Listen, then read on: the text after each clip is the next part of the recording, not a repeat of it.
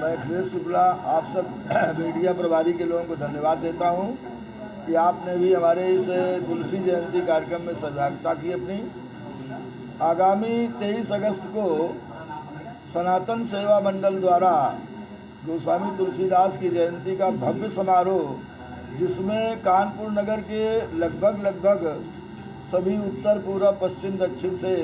जो लब्ध प्रतिष्ठित विद्वान हैं हिंदी साहित्य के, उसमें प्रमुख रूप से डीवीएस कॉलेज के प्राचार्य, एक पुराने हिंदी साहित्य के विभागाध्यक्ष डॉक्टर शिव कुमार दीक्षित जी आदि ऐसे बहुत सारे, और अपने उत्तर प्रदेश के नगर के बाहर के भी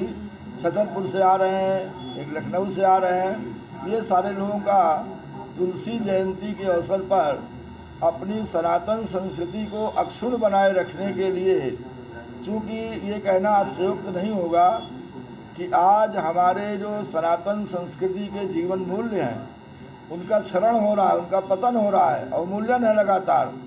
ऐसी स्थिति में हमारे युवा पीढ़ी को अपनी संस्कृति के जड़ों से कुछ बताने के लिए, जोड़े रखने के लिए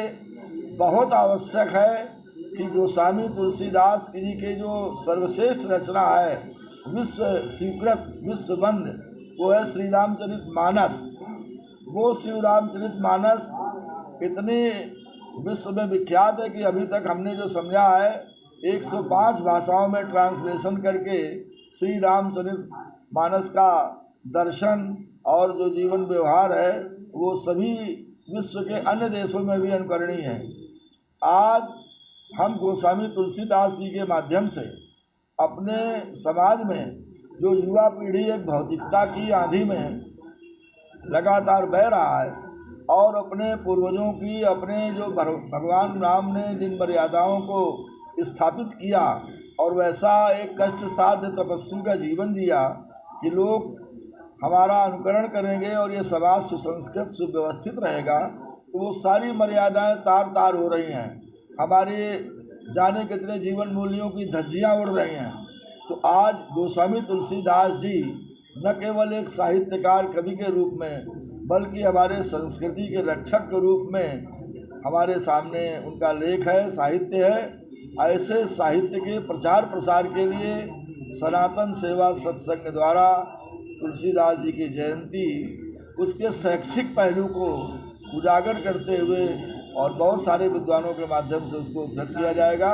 जिससे कि हमारी नई पीढ़ी उससे जान सकेगी।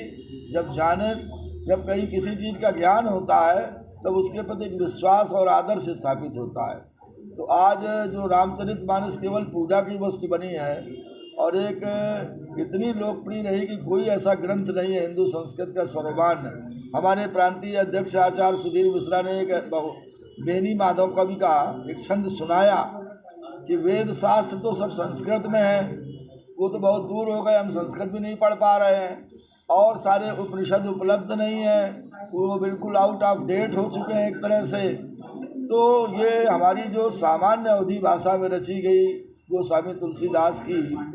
इसको सभी लोग गांव के जो पढ़ना भी नहीं जानते हैं वो भी इसको समझ लेते हैं और उसको व्यवहारिक जगत में उसका। और गोस्वामी जी ने इसमें चाहे राजा की नीति हो, चाहे सेवक का धर्म हो, चाहे भाई का भाई के प्रति कर्तव्य हो, चाहे पत्नी का पति के प्रति कर्तव्य हो, राजनीति के भी क्षेत्र में, सभी क्षेत्रों में एक समाज में समरसता, सुव्यवस्था। भगवान राम का कहना अतिशयोक्त होगा कि वो सबरी और निषाद जैसे लोगों को अपना गले लगा करके एक राजकुमार स्तर के होने के बाद ये क्या संदेश दे रहे हैं, ऐसे संदेशों की निरंतर आवश्यकता बनी रहेगी।